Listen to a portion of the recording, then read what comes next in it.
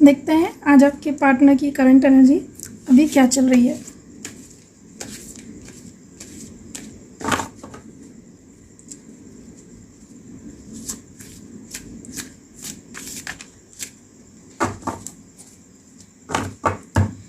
तो सबसे पहला कार्ड है गिल्ट, इसके बाद अगला कार्ड है सिज़ोफ्रेनिया, इसके बाद है कॉन्शियसनेस, इसके बाद अगला कार्ड है रिपनेस, इसके बाद अंडरस्टैंडिंग, इसके बाद है द मास्टर, इसके बाद स्ट्रेस, इसके बाद है द क्रिएटर और आउटकम कार्ड बॉटम में हमें मिला है पार्टिसिपेशन।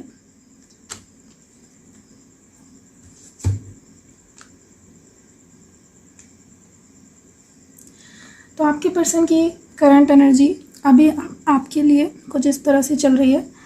आपके पर्सन आपसे हो सकता है सेपरेशन में हो या नो कांटेक्ट में हो, या आपसे मूव ऑन करने की कोशिश की हो और मूव ऑन कर भी लिया हो। ऐसी सिचुएशन में आपके पर्सन को अब जाके बहुत ही गिल्ट फील हो रहा है, कहीं ना कहीं अपने आप में बहुत सारी बातें, बहुत सारी यादें आ रही हैं। उनके कर्मा उन्हें वो सारी बातें, वो चीज़ें याद दिला रहे हैं कि उन्होंने आपसे किस तरह से बिहेव किया, किस तरह आपको मिसट्रीट किया। आपके प्यार को, आपके एफ़र्ट्स को समझने के बजाय उन्होंने उस चीज़ की कोई वैल्यू नहीं की और अपनी तरफ से भी कोई एफ़र्ट्स नहीं दिए।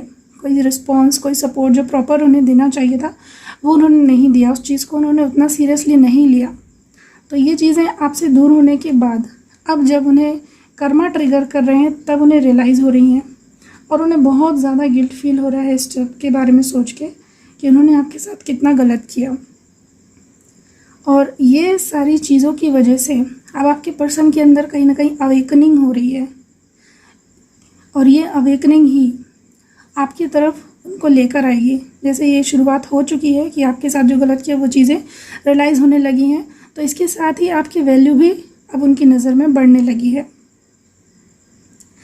आपके पर्सन अगर किसी तरह के सोसाइटी या किसी घर के बड़े या कोई किसी भी अथॉरिटिव पर्सन की वजह से या उनकी बातों में आकर आपको छोड़कर गए थे, तो अब आपके पर्सन एक ऐसी जगह पे आ गए हैं क्योंकि अब आपकी वैल्यू उन्हें रियलाइज़ होने लगी है कि वो बहुत ही ज़्यादा कंफ्यूज हो गए हैं। उन्हें ये समझ नहीं आता कि आपके ऊपर उन्होंने जिसको चूज़ किया है उन्हें उसको चूज़ करना चाहिए या फ्यूचर के लिए, या फिर आपकी तरफ आना चाहिए बहुत ज़्यादा। क्योंकि अब वो ऐसी स्टेज में आ गए हैं कि अपनी पुरानी गलती जो कर चुके हैं वो उनके साथ चल रही है और जो आपके साथ मिसबिहेव किया, आपकी वैल्यू उनकी नज़र में बढ़ गई है। उन्हें पता है कि एक्चुअल में ये स्पेस आप, ये जो जगह है उनकी लाइफ में वो आप डिज़र्व करते थे।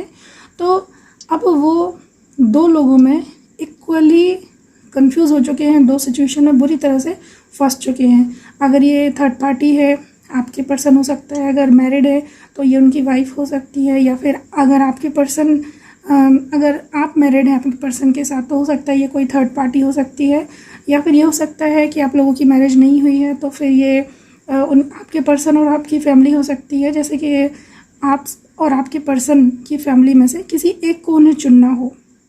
उनकी फैमिली ने बोल दिया हो कि या तो तुम हमें चूज़ कर लो या फिर तुम उस लड़की को चूज़ कर लो या उस लड़के को चूज़ कर लो।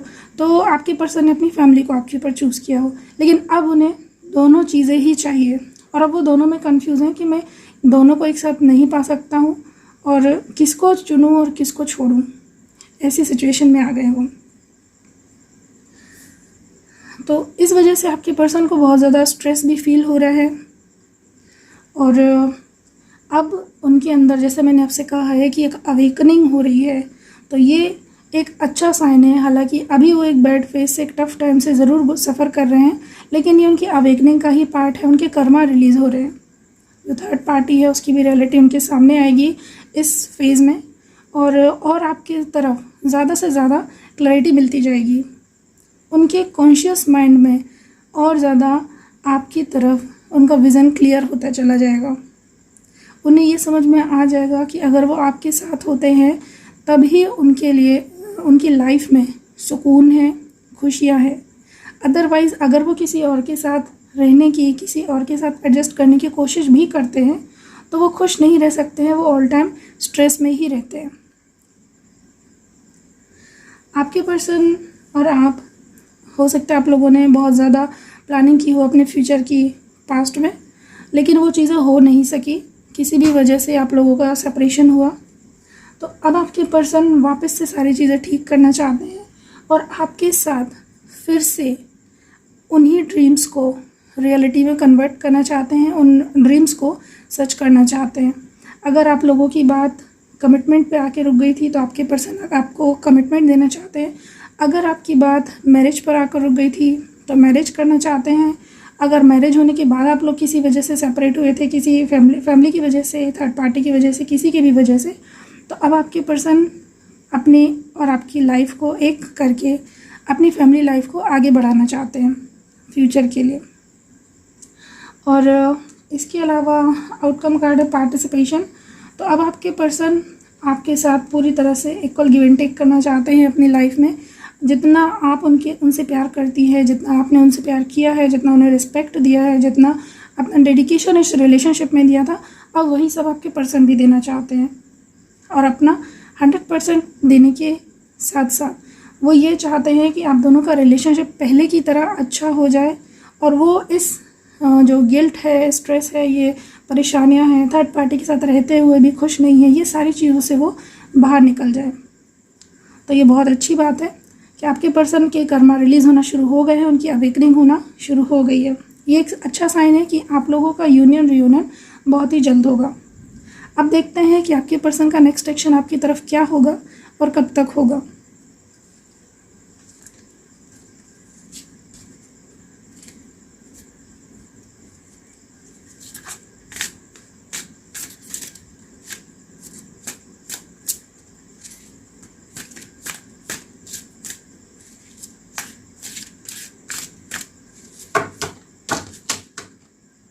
आपके पर्सन का नेक्स्ट एक्शन आपकी तरफ होगा गोइंग विद द फ्लो। कब तक होगा? एग्जॉस्शन। ओके,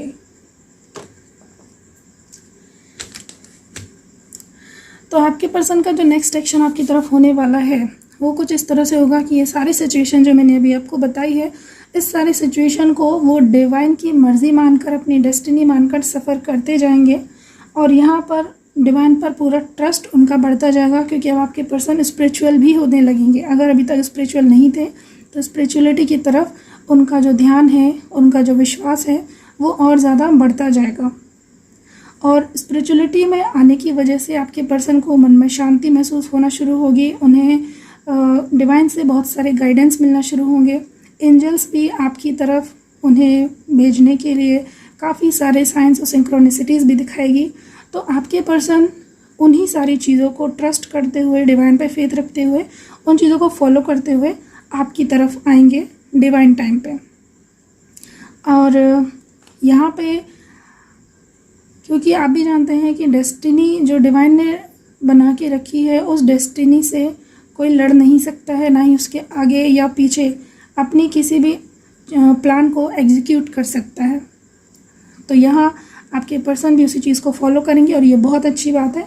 और आप लोगों के लिए इस कार्ड को देखते हुए आप लोगों के लिए भी ये गाइडेंस है कि अगर आप लोग किसी तरह की ज़िद पकड़ के बैठे हैं कि नहीं मुझे तो मेरा पर्सन ही चाहिए है और अभी चाहिए है, इस टाइम में चाहिए, तो किसी भी तरह की वेटिंग की एनर्जी, किसी भी तरह की रेस्टलेस वाली एनर्जी या इम्बैलेंस एनर्जी से आपको बाहर आना है।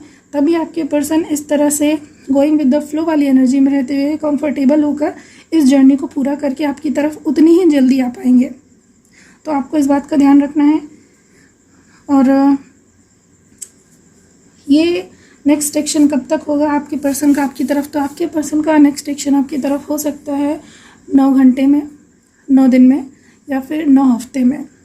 इस ड्यूरेशन में आपका यूनियन रीयूनियन होने के काफ़ी ज़्यादा चांसेस हैं। ये यूनियन रीयूनियन आपका इस तरह से भी हो सकता है कि आप लोगों की जब बिल्कुल बात नहीं हो रही हो तो कॉल या मैसेज आ जाए, और हो सकता है कि फिर आपको मिलने के लिए भी बोले। तो जब हमारा सोल वाइज यूनियन होता है उसे भी हम यूनियन और रीयूनियन ही कहते हैं। सिर्फ मैरिज होना ही यूनियन रीयूनियन नहीं होता है। अगर दिल मिल जाते हैं सोल वाइज एक दूसरे के लिए, आप वापस से कनेक्टिविटी फील करते हैं, तो इसे भी हम यूनियन रीयूनियन कहते हैं। तो अगर आप लोग बहुत ज़्यादा लॉन्ग डिस्टेंस रिलेशनशिप में हैं तो उनको उदास होने की ज़रूरत नहीं है कि 9 घंटे में, 9 दिन में या 9 हफ्ते में ज़रूरी नहीं है कि वो आए या मिले ही या शादी ही हो जाए, ऐसा नहीं होता है। 9 घंटे में, 9 दिन में, 9 हफ्ते में आप लोग कॉल और मैसेज पे भी कनेक्ट हो सकते हैं, आपके रिलेशनशिप बहुत अच्छे हो सकते हैं और इस ड्यूरेशन में आपकी बातें इतनी आगे बढ़ सकती हैं कि वो आपको शादी का कमिटमेंट दे सके या शादी की प्लानिंग आप लोग शुरू कर सकें। तो ये थी हमारी आज की रीडिंग। मिलते हैं अगली रीडिंग में, तब तक के लिए thank you, god bless you, take care, bye bye.